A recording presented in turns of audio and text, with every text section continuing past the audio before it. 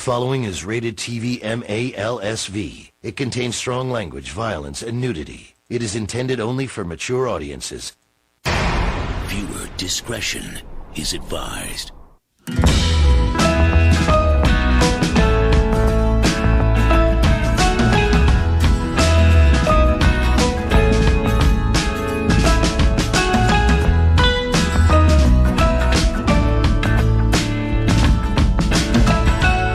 Welcome everyone to Too Many Chefs episode 4, Cooking Basics Q&A. I am your host, Devious Dave Rose, and I'd like to thank each and every single one of you who has chosen to join us here live today. Let's start off as we usually do by acknowledging and showing our gratitude for those here in the chat today. It's the Costanza, the man with two first names, I should say. And it looks like perhaps a few more other people are watching and have yet to make themselves known in the chat. But that being said, I've been away for some time and have been busy with many things, but I thought I'd just jump on randomly today and do a show on cooking basics Q&A. And obviously with Too Many Chefs, the phone lines are always open, and when I say phone lines, you know that I mean the Skype lines. And the more people we get on the call, the better, because after all, that's why we call it Too Many Chefs. And I would love to hear your opinions there in the chat, your questions, and any inquiries that you might have in regards to cooking. Now, many people have actually asked me to do a video like this where I explain the most basic of cooking skills, strategies, and at least show some people that might be a little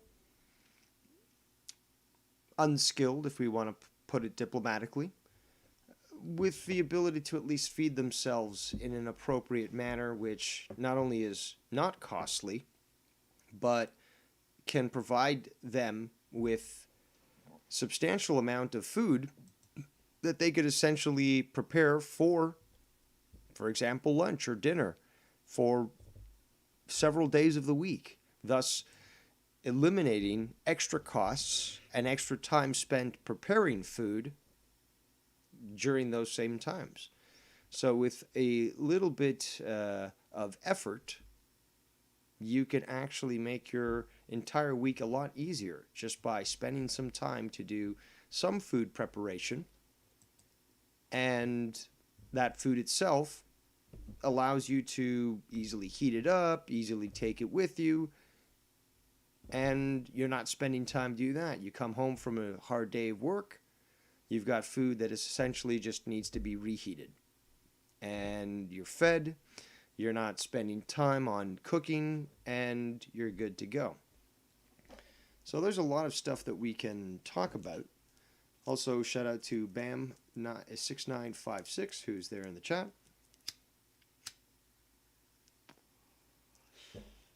But there are quite a many foods that can be prepared quite easily and quite quickly. And a lot of people, unfortunately, are just not aware of them. Now, I do want to start off by saying that salt is your friend, and it's something that those that need to learn a little more about cooking should get more accustomed with. Salt definitely not only helps bring out the flavor in meats, for example. It's also a good source of iodine, which the body needs. And it helps actually also dry out certain foods, certain meats, which might initially be a little too wet.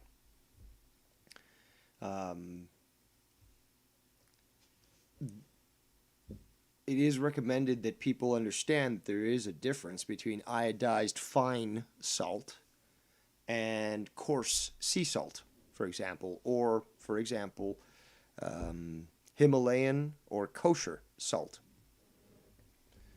But regardless, each of those provides a different texture, a different flavor to whatever it is that it's being applied to.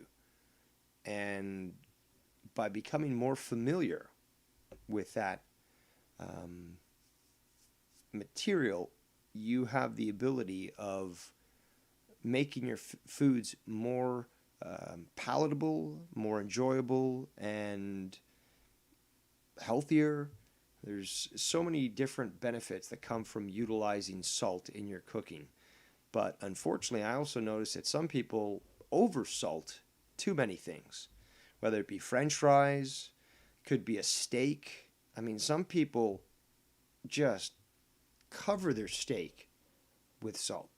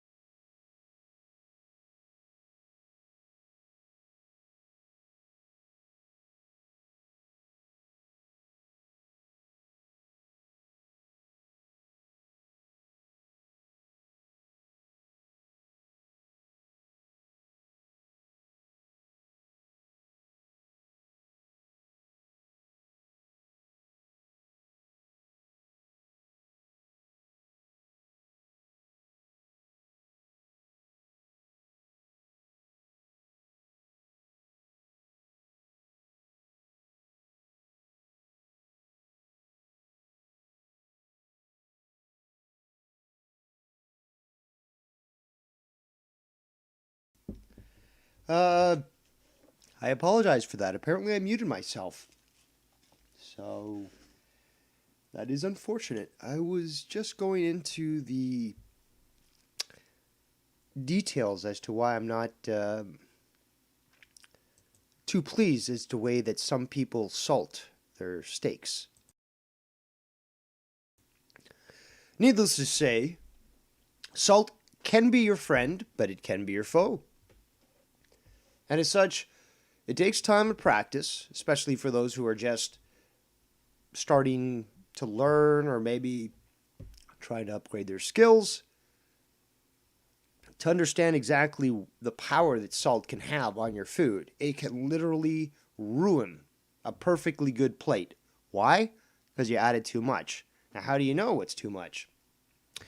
Well, yes, there are things called recipes, but sometimes they aren't either as clear as they need to be, or they're just plain wrong, because some people just don't have a proper palate. So you end up with a over-salted steak, which, fuck, even a fucking horse wouldn't lick because there's too much salt. And yeah, it's better to start in increments. It's better to start slowly. And that's with everything with the cooking basics, is that you can't just, initially start to overwhelm whatever it is that you're making, whether it be with salt, whether it be with pepper, spices. It's always necessary that you ease in to that sort of thing and that you begin to experiment. For example, if you really want to learn about this, you could technically take one piece of meat and cut it in two and try different techniques on the same meat, and then expose it to the same duration of cooking time and see how different it turns out. There really is no other better way of learning what food is going to taste like than making it with your own hands and experimenting and comparing it to some recipes. Because once you get to the point where you're starting to just get the feel of things, you're going to see certain recipes and you're going to scoff at them because you're going to say, "That's just, look at this." And this happens to me, and it happens to anyone of right mind who likes cooking and is aware of these things. Look at this fucking recipe. You're really saying that I need a tablespoon of fucking salt? Of course salt? Are you fucking kidding me? No. I can clearly see what this recipe needs. And now, we're going to have a tablespoon of coarse salt, sparsely used. A teaspoon, I should say. In combination with lessened amount of, say, onion powder or pepper. You'll start to get to that point when you start to cook, and you will start to get the feel of things when you really start to have that passion, when you really start to get that curiosity about experimenting, about trying new foods, or just diving headfirst into something you've never tried before. You start to get a feel for things to the point where sometimes you don't need to know. You just take the ingredients from from the fridge, and you literally just, like Michelangelo, create a masterpiece. You don't need a recipe. You are the recipe. You make the recipe. So you have the salt, for example, and you can apply it. You apply it knowing the amount that you're using compared to the amount of food that it's being applied to, the other components that are going to complement or actually distract from that flavor, and it becomes something that it starts to become second nature. You start to actually feel it. You really do. And most people who do have this passion will tell you that.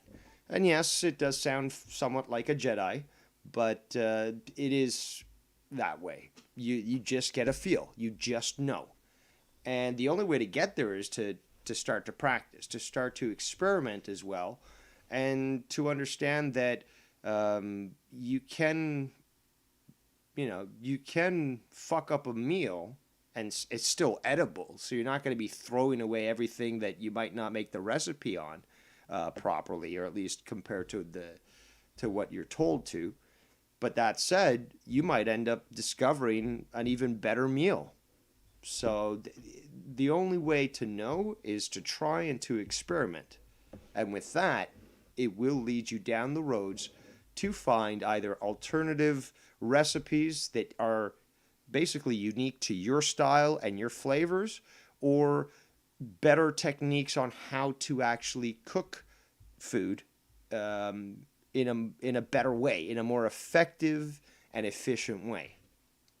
So that is, the best thing that can be recommended to anyone.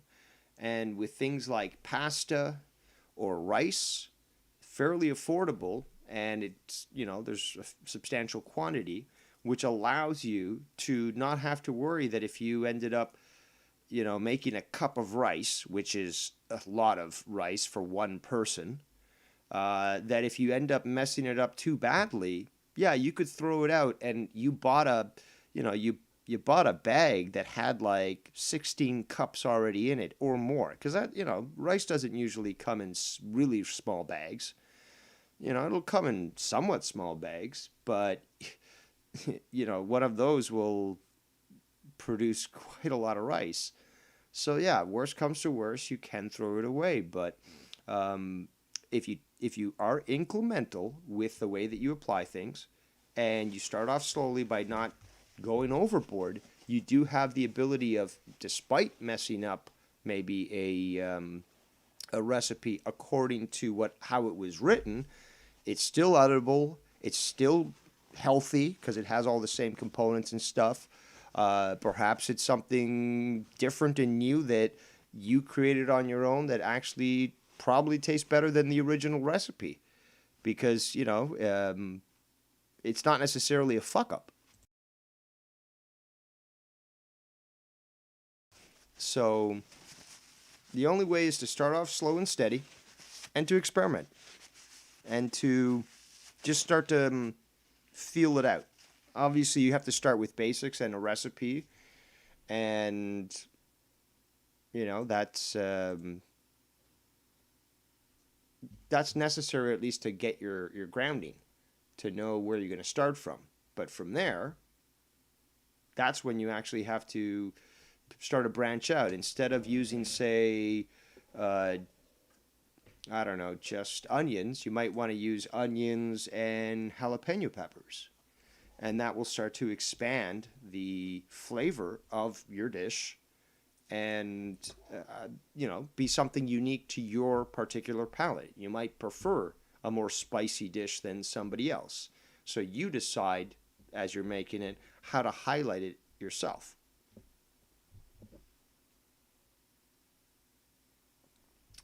And I remind people that Skype lines are open.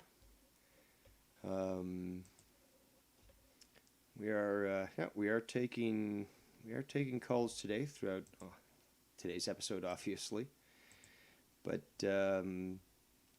I did want to jump on quickly, at least, to let you know that I still plan to continue to do these things. After all, I'm not a one-trick pony. And I am quite skilled in many different things. And I also like to learn and share. So this is why we're here. So I wanted to talk about, obviously, just cooking basics. And we were talking about salt, for example. So a lot of people might forget about this or not do it. But adding salt to water that you plan to boil is actually much better for whatever it is that you're cooking. The reason being is that it actually makes it harder for water molecules to escape from the pot and enter into the gaseous phase. So, this happens, obviously when water boils, things get turned into steam. And because of that, the salt actually gives it a higher boiling point, which allows it to maintain a much higher temperature, the liquid water, prior to it becoming steam. So this will, it'll make water boil faster, it'll make things cook quicker, and it gives you more control over the process. And a lot of people do seem to forget about using salt when it comes to boiling water, but it is definitely recommended when you choose to boil anything, really. Could be pasta, could be rice, could be vegetables. Now, you can also add just a little bit of olive oil. That's never a bad thing either, especially if, for example, you're going to be making pasta in that pot. The olive oil actually allows for that slight lubrication necessary. And we're not talking even a teaspoon here. We're talking maybe a quarter to a half a teaspoon at most. And that allows for slight lubrication. Make sure that anything that you're cooking, whether it be rice or pasta, to not sort of connect with each other and just become a sludgy mess. So it is definitely something, just a small little tip, small little trick, but definitely something that helps out quite a lot when it comes to boiling. Now let's go back to the chat. Chat says, taste as you season. Yes. Casey's Ross says, what's up, Dave? We need to do a gaming podcast. Yes, hopefully soon enough. Chad says, if you are using stainless steel pots, get the water boiling first, then add the salt. It prevents putting in your pot's finish, or pitting in your pot's finish. That's something else that that's important to know when it comes to the type of material that you're using. And stainless steel definitely is good. Professionals do use it quite a lot. And it is, in my opinion, much better than this this stuff with the Teflon on there. And there's a bunch of different brands that have that plastic coating that's non-stick, which is essentially carcinogenic and poisonous. Steel is definitely good. Ceramic and copper, very good. And obviously cast iron, very good. But each of them is different. Each of them is entirely different between how they function, how they heat up, how they need to be cleaned, how they need to be maintained. Some of them need seasoning. There is substantial amount in knowing the tools that you need to be able to cook right. Now, I swear by cast iron. I love it. But it is not inexpensive in the slightest. That's the thing, though. In Canada, a proper cast iron pan would probably be $45, and that's from Lodge, made in America. Because there's no chance in hell that I'm buying any cast iron made in China, because that stuff is brittle and will break apart, and you'll end up eating the fucking pig iron, which is what it's called, that will break apart off that pan. But you can end up spending probably $150 here in Canada for perhaps a Dutch oven that's cast iron. Okay, they're not inexpensive. I'm not saying they're not, obviously they're not cheap. I mean, but they're not. I'm not going to say they're expensive either, because the thing is, though, they're worth the value that you're paying. They're they're good quality and reliable, and they will last as long as you keep them maintained. So. There's some people that literally have 150-year-old cast iron pans and plates and all this sort of things that their ancestors had in the United States during all these gold rushes and expansion and stuff, and they still use them because they still work. So as long as it's maintained properly, you can have a lot of great tools for a long time. But you need to know on how each of them reacts accordingly when you clean them, and how to maintain them if you wish to make sure that they last a long time.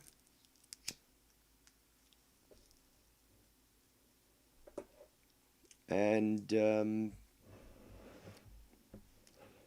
I was also going to mention that aluminum is used quite a lot in cookware, and I'm not a fan of aluminum. As a child, I had a very fierce reaction towards aluminum cookware, and I haven't really noticed it as an adult, but regardless, though, it was severe enough for me as a child that doctors realized that I shouldn't be eating from anything that was cooked in aluminum. And there are, from what I've learned, there's a lot more people that are affected by that than they know. But they might not be aware exactly of the effects of it, and might just think it was the dish itself that caused that, as opposed to the actual cooking material. So that's another reason why it's just, as a cooking basics, it's so important to know what you're cooking with, where it came from. And anything that's made in China, you need to throw out. It's as simple as that. If you need to go to thrift stores, if you need to go to flea markets, wherever it is that you need to go, and you find a made in America, anything with made in America, buy it. Because you can be guaranteed that it's way better than anything that you can buy new fucking in America, or new fucking over Amazon, or from Alibaba, or anything sourced from China. And especially when it comes to cast iron. I used to do a sort of what I call a little circuit around all these different thrift stores in an area that I used to live in, that were known for sort of getting in cast iron cookware. And I would always just go through the same, I'd go to the store and go right to the place where they would normally be and see if they're there, and if not, just leave and stuff. And when I could find the good cast iron, I'd pick it up, no problem, just clean them out, because this stuff is hard to find, good quality, and it's becoming more, expensive to buy the new stuff, because the market is flooded with the cheap Chinese shit that makes people buy it because it's cheaper. Bam says, why can't we make them here in Canada? There may be some organization that makes cast iron. Actually, I would almost guarantee that there is. But am I familiar with one? No. But yeah, there's a lot of stuff that Canada could be making on its own, but obviously its leadership has chosen to sell us out to globalism and diversity. But back to the topic at hand here. We were talking about the different cooking materials that you have, your pots and pans, for example, the different metals that they're made of. And let's talk about some simple recipes as well. Now, I still do plan to do a cookbook for the community, but I'm fairly busy as it is and such, so I don't know when I'll be able to get that done, but I eventually hope to do so. But before we do anything else, let me just throw it out there in the chat. We got 10 people watching right now. I don't really expect to get too many people at this time of day. But yeah, I just wanted to know if anyone has any questions about cooking, any recipes they'd want to mention. Yeah, just a little interaction. We're going to try to go for an hour just to make it even.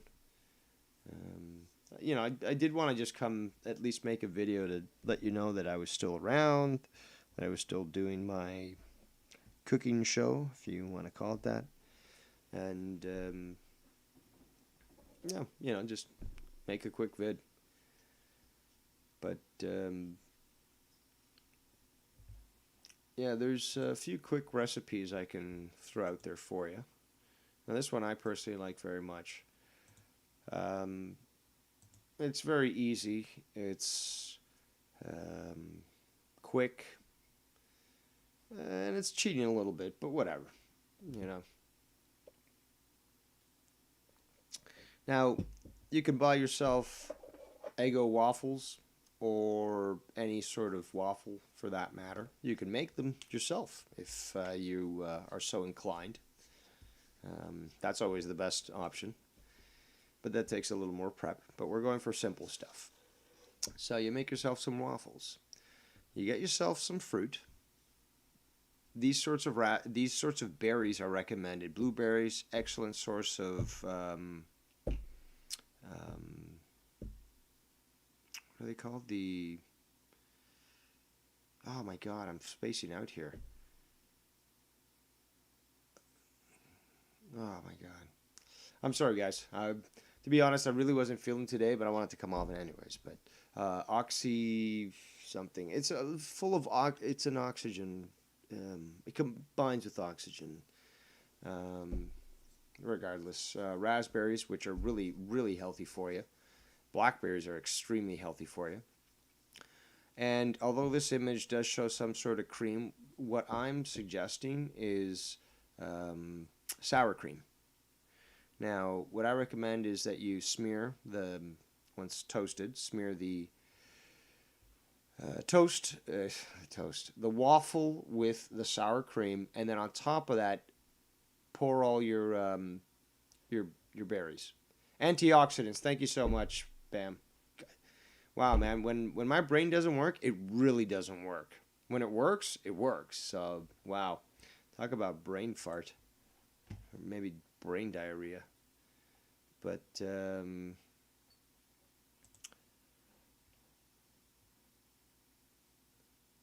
let's see here. Okay, so yeah. So once you've applied the berries, then you want to take actual maple syrup. Not just the table syrup. Anything that in America, when they say table syrup, you have to immediately question, first of all, tables don't have syrup. So what is this coming from? And even if they say syrup, it's like, what syrup? It's just hydrogenated corn syrup, really. and sugar and a bunch of, what's the term? It's a bunch of different types of alternative sugars, and it's just terrible for you. But maple syrup's actually extremely healthy for you. So you cover it up with some maple syrup, and let me tell you, this is a really refreshing, great portion of breakfast. And it's light enough that you can add it with a bunch of other things. This could be a starter, for example, of breakfast. Say a Sunday morning brunch. You serve it up to your girlfriend, breakfast in bed there, and it's the perfect start of a breakfast. So definitely a very easy recipe to follow, very healthy. And it is recommended that you do try to stay away from strawberries, although they are delicious. The problem is that they are prime targets of pesticides and genetic modification. So it's best to try to avoid that very delicious berry. Now, if you have wild strawberries and you can pick those, and they're far enough away from a GMO-infested field, then that might be a good opportunity for that. But you always have to remain vigilant in these sorts of matters when it comes to where your things are coming from and how they might have been affected by the environment. So another little simple recipe is a little cucumber salad, which is extremely refreshing both in the winter and in the summer. And you can customize it quite well and do just about anything with it, but even in its most basic forms, you can really have just a really great complement. Now, on the image on the screen here, we have two types of cucumber salad. The one on the left is more of a vinegar-based cucumber salad, while the one on the right actually includes sour cream. And you'll notice that both of them contain the basic staples, the basic elements that you require. Now, as for those that might not be aware, you'll start to notice this quite often when it comes to cooking, is that there's a base that you start with everything. And from there, sky's the limit. So you start with the basic elements, and then it's up to you to customize it however you want, if you wish to choose to do so. And you can make it as unique as yourself and really just experiment with flavors. So, for example, the one on the left has vinegar in it, which is obviously necessary in a cucumber salad. It has, as you can see, Spanish or red onions, as they're also called. And it has dill, or dill weed, as it's also called. You'll find several different recipes out there. And here's an idea for those that are still a little timid in regards to doing some cooking is, for example, if you have a restaurant that has a salad like this that you like, why not ask them what's in the salad? You're not asking them the proportions. They'll probably have no, and the menu might even say so. But what's they should be able to tell you, and they, by law, they need to tell you. It's like, what's in the salad? This is a great salad. What's in it? Oh, you got obviously the cucumbers, the onions, the dill, some vinegar, some white vinegar, obviously. And you might even have them tell you something like some white sugar, some white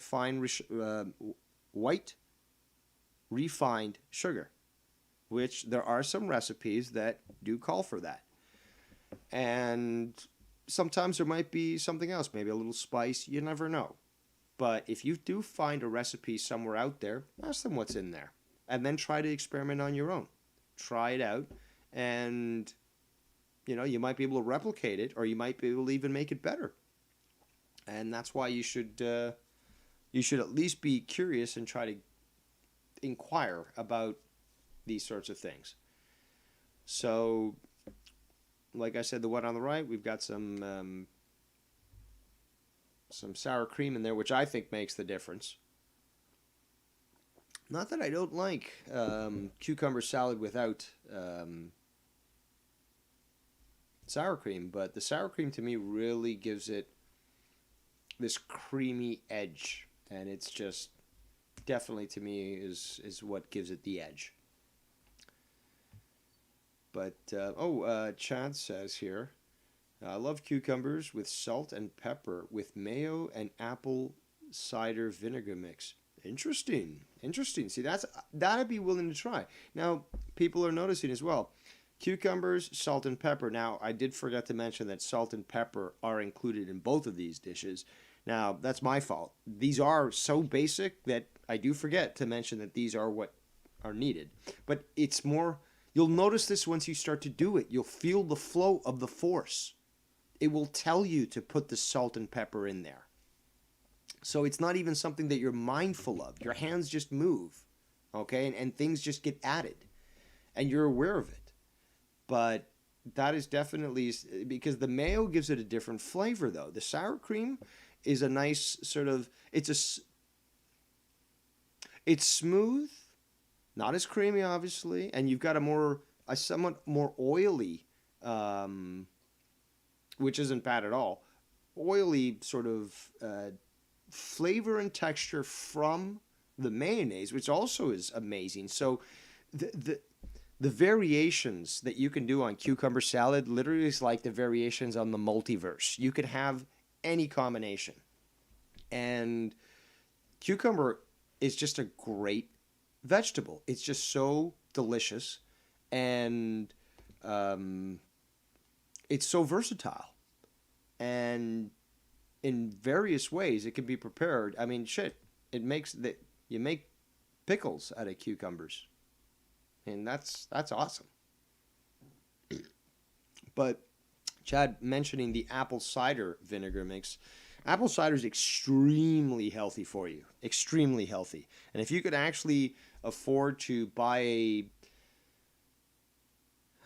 I guess it's a 32-ounce bottle and drink that in a month, and you can afford to keep buying that,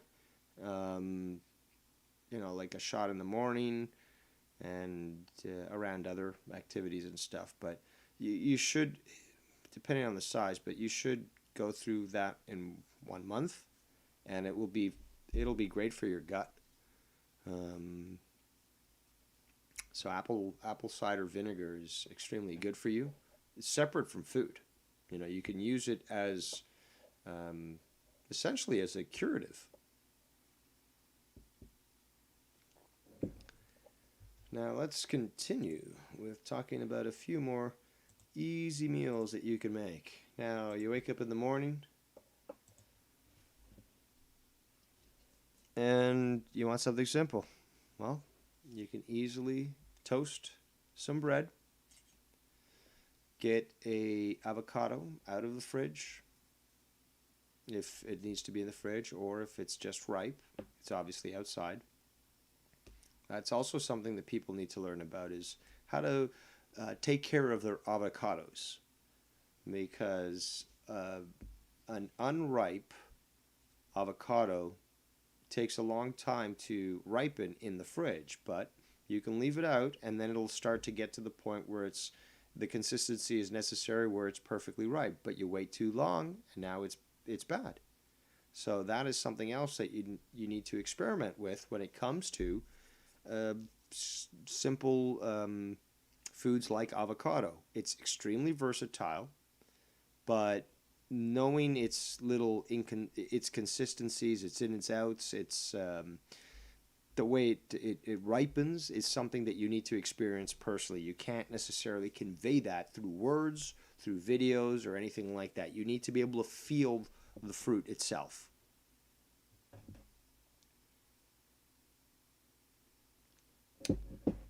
And it's very healthy. A lot of great protein in here. lot of good fats, actually. But it's something that it's just so versatile, so easy, and even if you just take slices of avocado and you put it on a piece of bread with cream cheese and some smoked salmon. Put the avocado on that, maybe cover it with a slice of tomato and some basil, a nice fresh, twig of basil, and that's a great little portion of your breakfast. Could be a snack even, but it's extremely simple and very quick and easy to prepare. And it's always recommended that you learn how to cut an avocado properly so that you don't end up like a bunch of these other people who thought they were cool, and by watching a YouTube video but not paying attention, they ended up cutting their hands open thinking they could just cut up the inner nut, or seed, I should say. It's a seed. But yeah, so there you go. So that's that. And now here's something that is so simple, so easy. This should be everyone's go-to. This should be everyone's staple. And I believe I'll be covering this one in the book. But oven roasted potatoes is literally the most simplest thing ever. And it is just, you can alternate the recipe by just changing one ingredient, and it becomes substantially different. And even something as skinning the potatoes can also make a huge difference in flavor. Now, personally, I don't skin potatoes.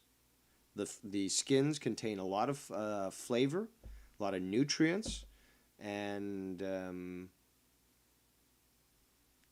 I like the how they respond with either some extra heat or oil, so either nice and crispy or a nice smooth sort of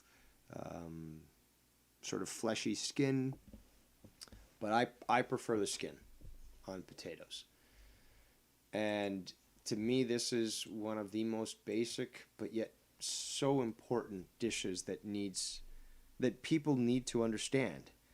And people like Bullfrog, for example, need to understand how easy it is. Instead of him ordering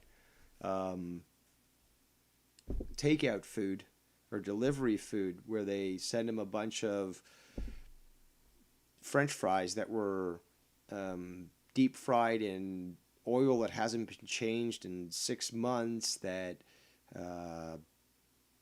is just terrible for his health, he could literally make these sorts of things, just a whole dish of all these crispy yet warm and flaky, buttery potatoes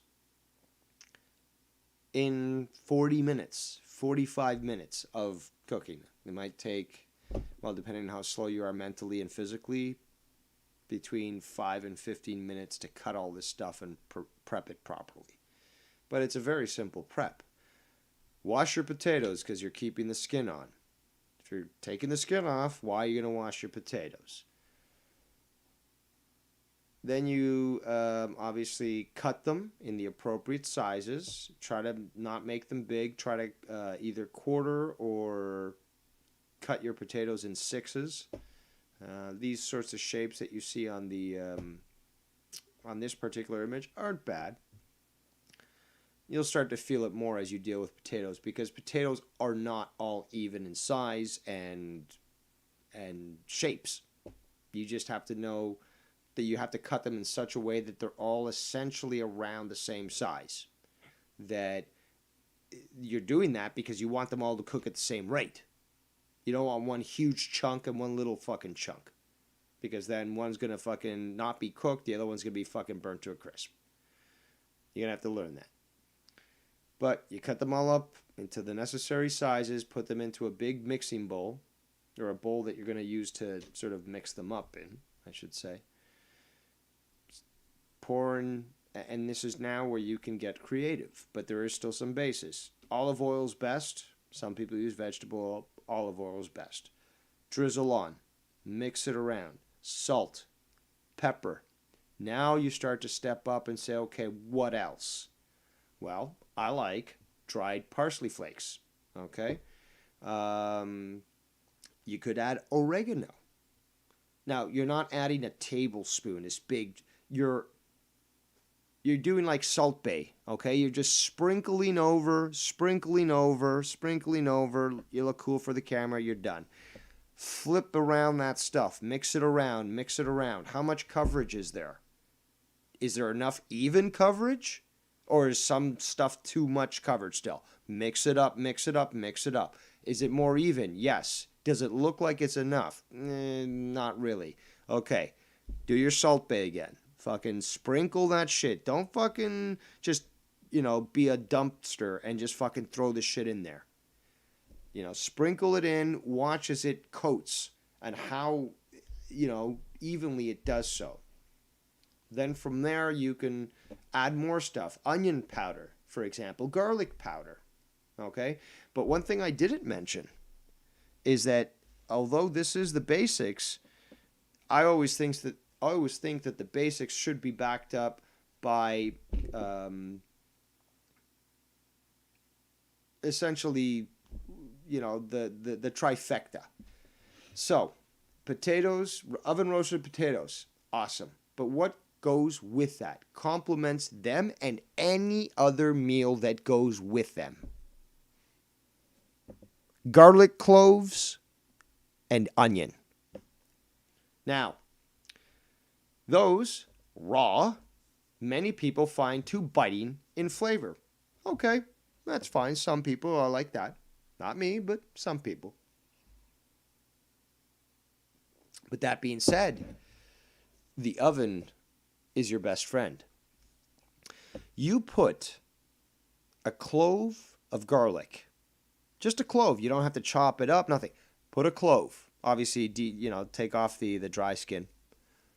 Put it in with this stuff, right? So right prior to the salting and all the seasoning and stuff with the oil. Okay. You put in a bunch of cloves, garlic cloves. To me, the more the merrier. And maybe if you're going to take one big onion, cut it into, say, 16s. Okay, because obviously you cut it in half, and then top half, probably fairly big, 8 pieces. And, you just slice it along the top. So you have sort of like, a triangle almost, a curved triangle. And yes, some of that stuff might fall apart, but that's okay. Most of the stuff should remain together. Put that stuff in there, mix it up as well. That all has to be all together. Before you add the oil and the rest of the salt and the seasoning, your garlic and your onions should be in there. Now, from here, once you've mixed up all this stuff, it's all nicely covered, lubricated with the olive oil and all the different spices and everything. This is where you lay it out onto a pan, a cooking pan, a baking sheet, whatever the fuck you want to call it. That's what it is. Now, you could, if you want, actually utilize parchment paper. They also call this wax paper. Now, you don't need to necessarily. However, if you've got a new pan and you're trying to keep it all shiny, maybe it has a coating of this stick shit, you may want to keep it clean. So you can either use parchment paper, which is perfectly fine, or wax paper, as it's also known, or you can put aluminum foil on the baking sheet pan itself, which is also called aluminium foil. Some people call it tin foil, but that's what it is. You can do that as well. Because of my previous mentions on my concerns of aluminum, I prefer to avoid its use as much as possible. And, knowing me, being the master of the loon call, utilizing aluminum in the wild is actually like the automatic go-to for a lot of people that work in the industry. And I hate it. Because yes, it's easy, it's cheap, and oh yeah, you're carrying something that's light. Oh, this metal is light, I can cook. But the health concerns are more important in my opinion. And there's other ways of cooking and stuff. So that being said, what was I saying here? Now I'm getting confused by this Pee Wee Herman guy, or Herman P. Okay. Good for you, buddy. Let's see what I was saying before I got... You don't need to necessarily. However, if you've got a new pan and you're trying to keep it all shiny, maybe it has a coating of this anti, stick. So yeah, you want a proper pan or sheet to cook your potatoes with garlic and onions. So you would place it throughout the entire pan, all mixed together. Put the oven to 450 degrees Fahrenheit. Wait till it preheats. Pop this in. And within 40 minutes, you will have beautifully toasted, baked, roasted potatoes like you see on the screen here. Now, that's normally the case. However, this is why I'm calling on Cooking Basics here. Because here's something that nobody fucking tells you, or hardly anybody does. And although it's sort of known to most chefs and stuff, it's not a worry for them, and you'll understand why.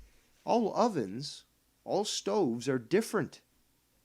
So, yeah, you might perhaps have an oven that goes to 400, like that you set to 450, but how quick it heats up, how long it can maintain that heat, or even if it's displaying the proper heat, maybe it's old.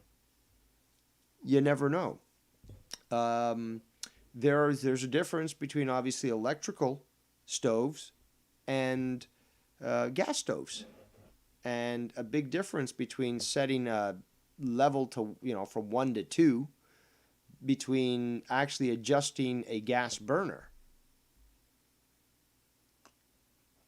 So it takes a lot actually to, well, not a lot, but it takes experimentation to at least figure out how your oven works.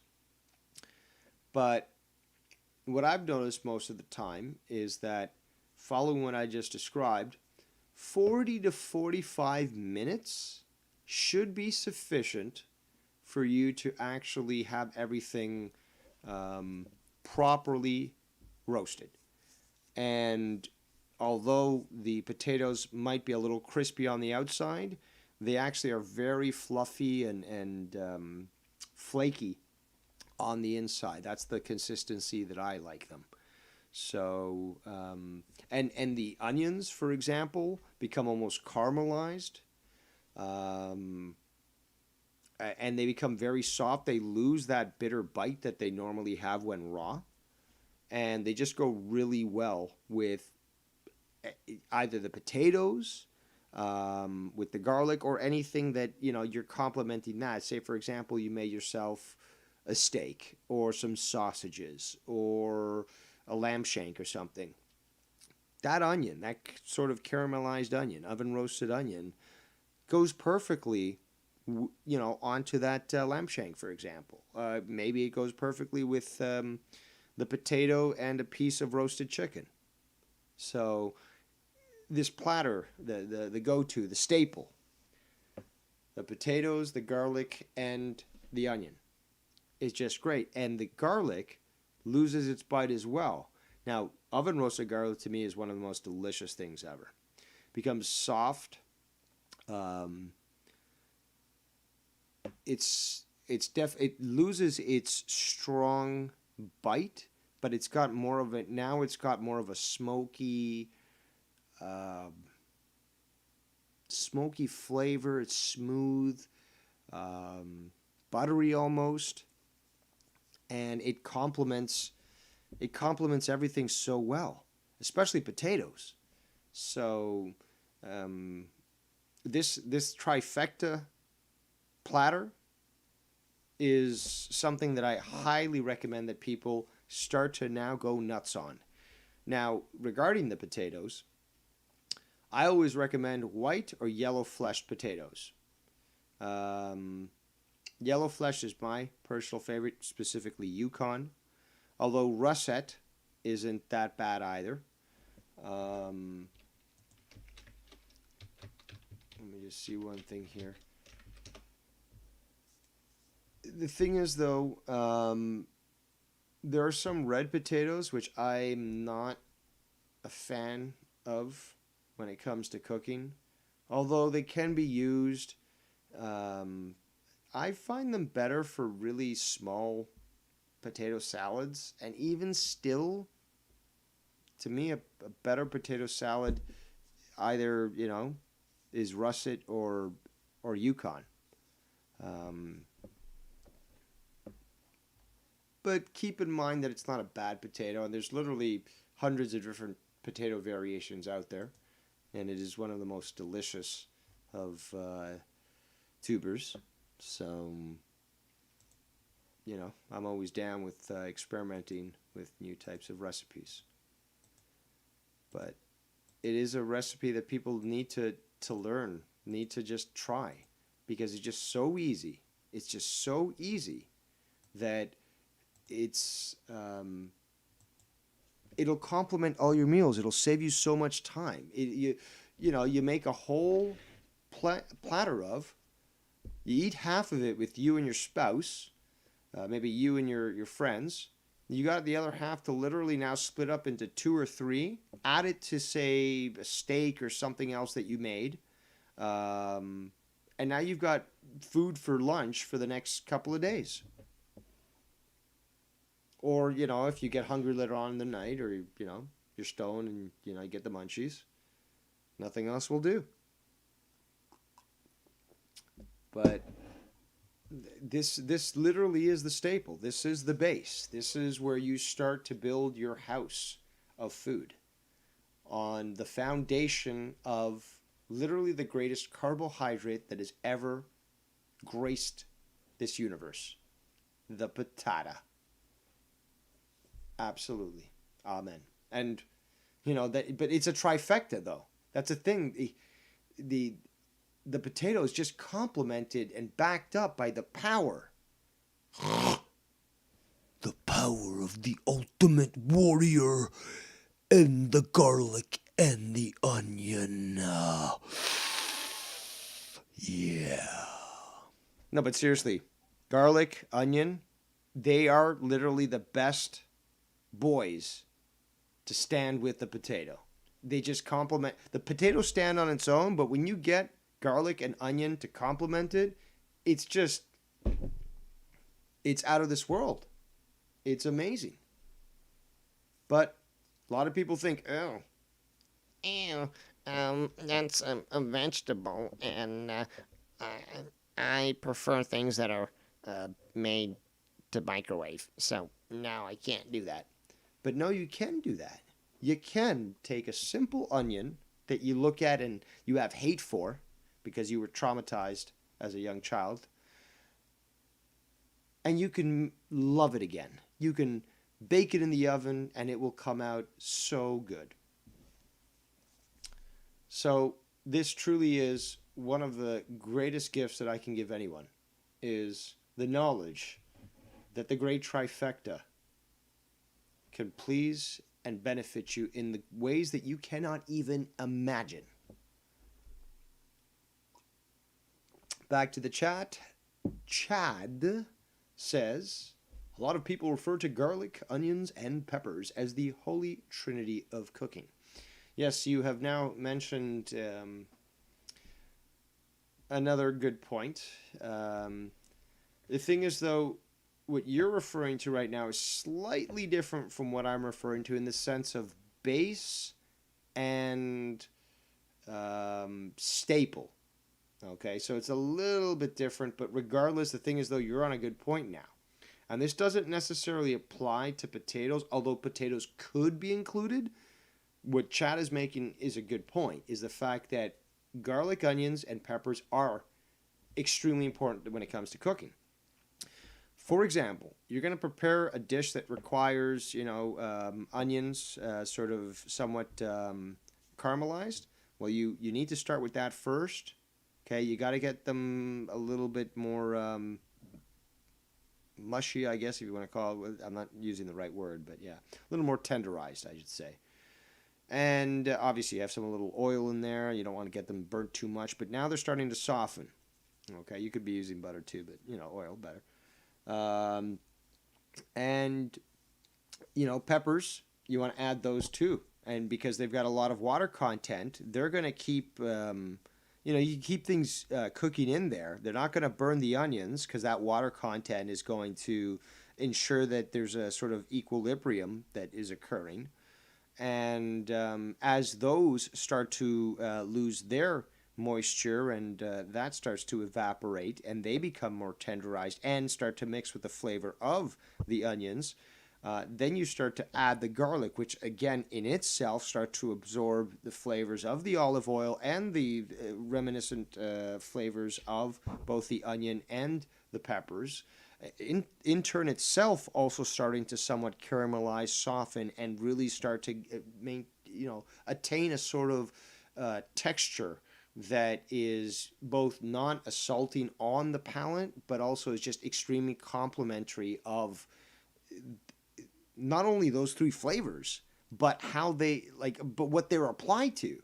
And it's just, yes, it might sound a little weird what I'm saying, but you have to try it. If you've never tried this and you've never experimented by adding these simple three ingredients to a variety of different foods, you don't know where you're missing, because these it's like an equalizer almost, but it changes a meal so drastically that you're like, what was I eating before? If I wasn't using this now to actually experience what I'm told is actually what the meal should be tasting like, well, what the fuck was I eating before? And the best sort of equivalency I can use is, once you've actually tried real Chinese food, like real authentic Chinese food made in the house of an actual, person from, say, Hong Kong, before the Chinese took it over, like I did, or mainland China, like I did. Your only experience of Chinese food, in quotations, is fucking Panda Express and fucking General Tao's and fucking chicken balls. Neither of which is fucking Chinese. So until you can actually experience reality and know what the real authentic thing is, you're never going to realize what you were having in the past was a total fraud. Speaking of frauds, let's welcome to the host, S.C. Needy himself. How are you tonight? How you doing there, brother? Well, I'm doing great, actually. You've called into Too Many Chefs, where we're trying to at least educate the masses with a little basic of knowledge when it comes to cooking, and try to empower them, because after all, knowledge is power, and the elite don't like that. Well, actually, I just learned something. The fact that it's called the Holy Trinity of cooking. Garlic, what was it, onions and peppers? Is that what they said? That is correct. Onions, garlic, and peppers. And I'm As soon as you assuming put he's the referring to green peppers, although I guess you can apply it to any pepper. But I mean, yeah. any sweet green and pepper, red. any sweet pepper, I would say. No red? But, but that's the thing, though. Then you start to think of it. You could apply to jalapeno peppers. Dude, Because the onion's still going to That's sort of spicy. caramelize and sweeten the jalapeno. too spicy though, man. No, I know. I like jalapenos, but yes, they're too spicy because what you're calling and referring to is correct. As in a base Trinity, yes, perfect. Because from there, it's sky's the limit. Yes. Yep. And whoever said that is a genius because I mean that's basically what I use for most of my dishes. You know, I personally love the smell of with when you put the olive oil and you put those three, a little bit of salt and black and pepper. Mm, that thing just starts smelling all over the place. You just want to. People just start asking like, what are you doing? It's like, well, there's only those three ingredients on the pan. So. But stepping aside from that, just real quick, I've never heard you say anything about green juices. What green juice? Like celery, spinach, all that. Like, are you into that type of stuff? Or no? I'm always open to having it, but I don't actively make anything at the moment. I did. Oh wow, okay. I did actually pick up a bag of spinach the other day, and apart from eating it in lettuce, I was actually thinking of throwing it into some protein Yes. shakes because Yes. it is so simple. That's another really cooking basics that say for example you have protein shakes every day, and you put them in your blender. Well, you put your fucking scoop of fucking powder, you put your milk or liquid, whatever, then put a fistful of fucking spinach leaves. Try to wash them beforehand because salmonella, not salmonella, what is it? There's another breakout sometimes that happens with E. the coli? fucking E. coli. Yeah, it's because of the Latinos. They're not washing their hands and shit. So but yeah, basically seriously, a fistful of just regular spinach. Doesn't have to be baby spinach. Regular spinach. Throw it into the blender. Blend all that shit up. Blend it up nice. You're not going to taste the spinach, and it's so good for you. Yeah. I mean, look, throw some celery sticks in there. At least like Kale. half a Kale is really carrot good stick. too. Kale, you're right. Right. Kale, some almonds, some. I brought some granola bars. I'm gonna throw it in there, and some lime. Don't throw the granola. You don't need a granola bar. Get just oats. Get fast oats. I was deciding between that and Quaker Oats, but I'm like, you know what? I'll go with these. I forgot what they was called. It had like a bear on it. But I'm gonna give that a shot. I'm looking forward to it tomorrow morning. Going to work, drinking that along the way. There you go. Have you ever tried lime in your actual smoothies or no? I don't think I've ever tried lime in a smoothie, but I love lime. I mean, Yeah. I usually cut half, peel it, throw it in there, and some almond.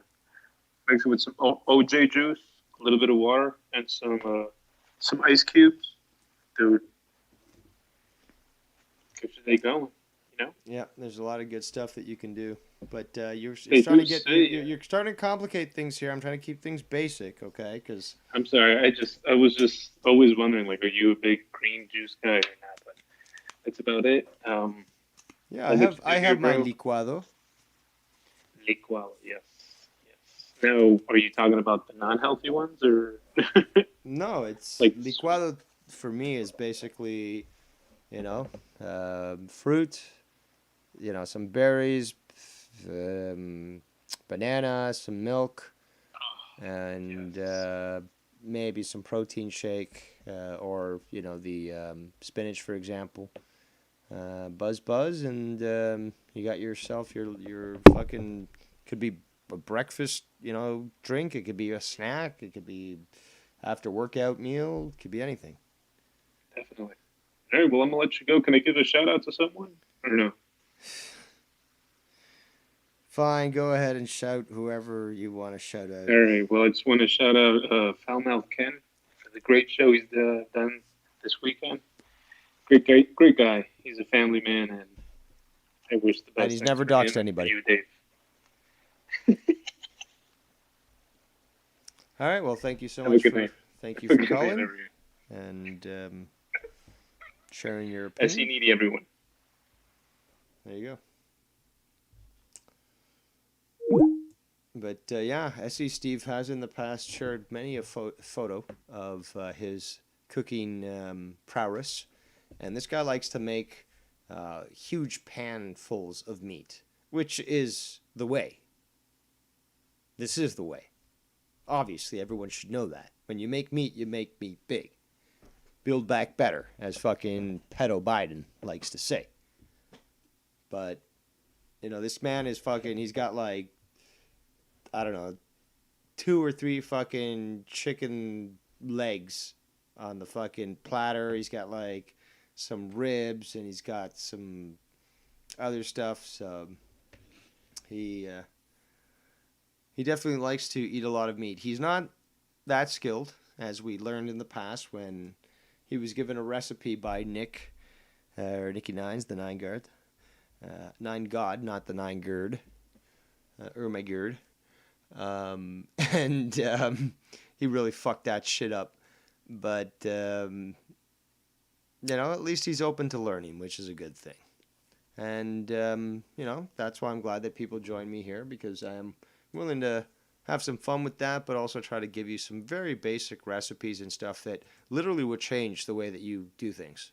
And you'll notice it, in my opinion. You'll actually notice how much easier things are to cook, for example, how much more time you're saving, how much more flavorful your own meals will be. Because, for example, something like if you're not aware of how to brine your pork, for example, you might not realize that you only get dry, pork chops is because it's not brined. And once you learn the secret techniques of brining, the sky's the limit. So it's just simple things like that I will be hopefully imparting on other people. Such as this, for example. This is one of the ways to not cut the tomato if you plan to use it, say, as a topping for a burger. Because by cutting it in this way, what you're essentially doing is that you're allowing the big, huge cavity that contains the seeds and, other materials to sort of leak out. So in the case of, say, a burger or a sandwich, you want to cut these things across the equivalent of the equator. So if the stem at the top is the North Pole, you cut it along the equator. And from here, you will get some nice, proper slices that won't just ooze out all these seeds and this liquid that would do so normally if you cut it in this manner. So that's something to keep in mind.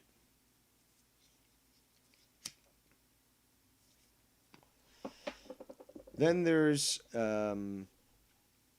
bacon, for example. Bacon is something that you can essentially cook extremely quickly and efficiently, and in such a way that you can get that perfect balance. Because with bacon, sometimes it could either be too crispy or it's just too gummy. But to get that proper balance between the two, where you have a nice crispy exterior, but you still have a nice tender, juicy, meaty substance to it, it literally is extremely simple to do. So let's do this. You end up taking your de-thawed bacon strips and you put them on a platter. Turn your oven on to 350 degrees Fahrenheit and pop the platter in. Pop the bacon sheet in. Don't wait for it to preheat, nothing.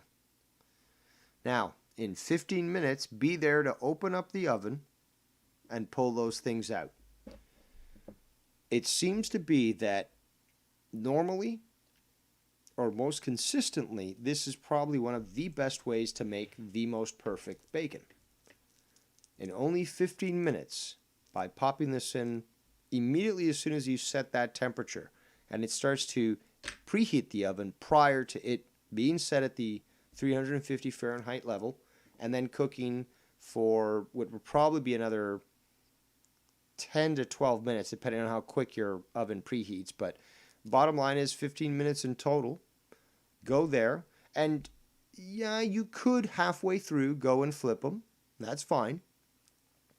But regardless, by those 15 minutes, you should have perfect bacon.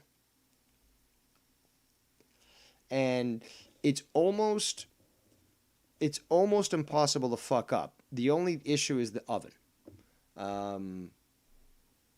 That's the one thing that's such a big variable that you can never tell exactly for certain how it will compare to, say, somebody else, because they vary so much. But that being said, approximately 15 minutes. But look, most people have their heads stuck on their fucking phones anyways. What's it cost you to fucking stand around your oven, with your phone there, just watching, and then, every couple of minutes you're checking, or you've got the oven light on. And in 15 minutes, you're ready to pull that stuff out. And maybe you need to pull it out earlier. But this is where, by being around and paying attention, you'll understand, oh shit, my oven's actually probably warming up a lot quicker than, is the average oven. So, you won't know it until you try it. But once you have an idea of what the guidelines are, you know what to watch out for. And maybe your bacon's done in 10 minutes. You'll know your oven's working a little too hard for that. If it's done in 15 minutes, that's the average time. If it takes more, obviously it's the oven, but it's probably not putting out as much heat. It could be quite old. But 15 minutes usually is the time to make the perfect type of bacon. And it really is incredible once you try out this strategy and notice that it is just so effective. So you could, for example, utilize that time that it's cooking where you're preparing other things. You got 15 minutes. You could be preparing, because, eggs, for example, won't take more than 5 minutes. If you're doing hash or something, again, the same thing. So you can utilize that time that it takes to cook this, around the 15 minutes, to prepare all the other food, so that once everything is done, you can immediately serve breakfast and it's all there, or whatever meal for that matter. So that's a strategy that I definitely recommend when it comes to bacon. And let's see here.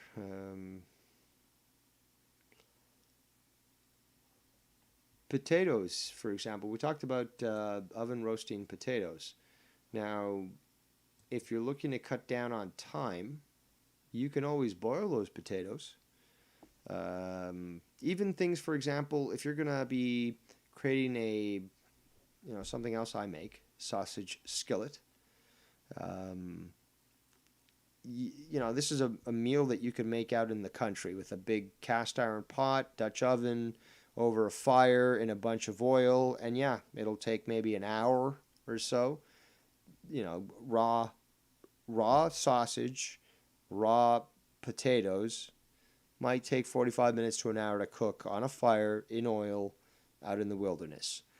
But if you want to cook for people and you want to make things quick, what you could do, for example, is boil the potatoes prior to making your skillet, which you're going to be making on your stovetop, and you cut the time in half, essentially. So once they're sort of boiled sufficiently where they're not too soft but not too hard either, that's when you would perhaps put them into a skillet with the trifecta, as we talked about before: onions, garlic, and peppers. Put them with the potatoes, some slices of sausage. You fry that up in oil, and it doesn't have to be that, that deep in oil. You're just using oil essentially to cook it, and you can get yourself a delicious meal and cut the time in half normally.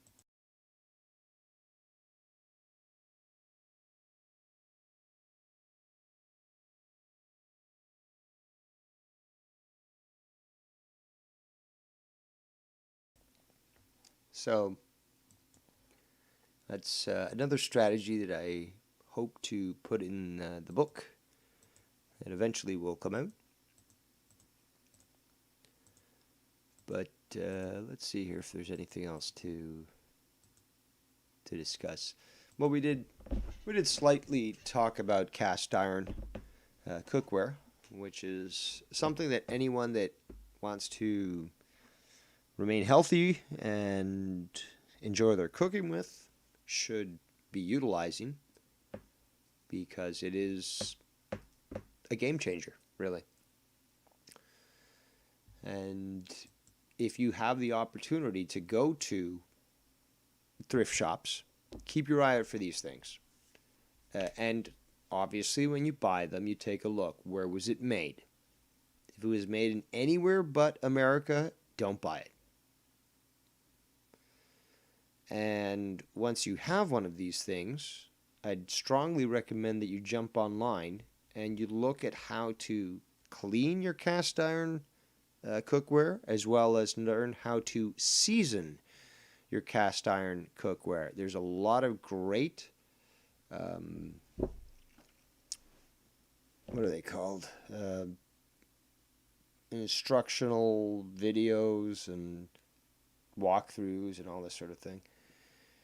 And they'll let you know how to keep these things going and to keep them alive. And yeah, these things are just great. They'll last forever. So you'll find the necessary resources and tools on the internet to let you know how to keep these things working for you. And yeah, let's go back to the chat here quick. Gabe Rodriguez, who from what I believe is a actual chef, doesn't just play one on the internet. He says, yeah, they're pretty cool. I've made all types of food in them. It's also fast. I didn't think it would be effective at first, but it is. He's talking about the air fryer. Yeah, but the problem with the air fryers is that unless your air fryer is large enough for you to make more than 3-4 wings at a time, then what's the point? I want a nice large air fryer, and I've seen some of them. They're like $500. These huge ones, and yeah, to a certain extent, it is healthier.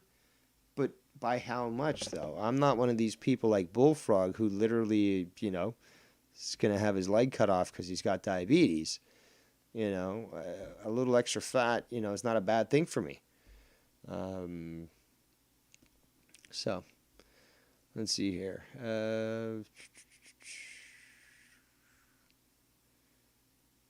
Gabe says, yeah, they're pretty cool. I already said that.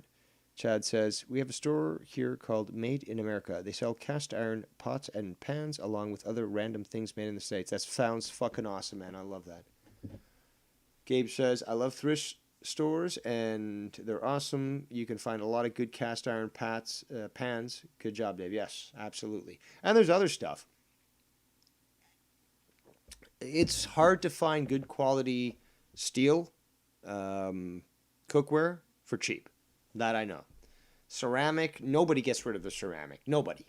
You're not going to find that at a fucking thrift store. You will find a lot of cheap shit aluminum cookware there. But, good stuff is hard to find. And when somebody like me sees it, or somebody like Gabe, it's just, they pick it up. So, you have to keep your eye open for that. Or you have to be willing to shell out the money to Lodge, for example, to buy their stuff new. which isn't a bad thing. But there are cheaper alternatives. Jacob Blinkhorn says, you cannot beat cast iron. Will last a lifetime, or last you a lifetime. Slot better than these non-stick Tefal garbage. Yeah, exactly. That non-stick stuff is terrible. It actually breaks off, and you start to ingest it, and it's carcinogenic. So yeah, not a good thing. But to cook, you need some basic elements, and cast iron cookware is definitely something like that you need. Excuse me. Well, we've reached essentially the hour and a half point, and I think we've done a fairly good job. A nice little quick video for everyone here. Do appreciate all those that did join us here today. And I hope to have another video for you guys in the future. If you have any questions or comments, be sure to leave those down below. And as always, I always welcome all feedback when it comes to this. Because after all, we are too many chefs. So that being said, thank you for joining us. I am Devious Dave Rose, and we'll see you next time here on Too Many Chefs.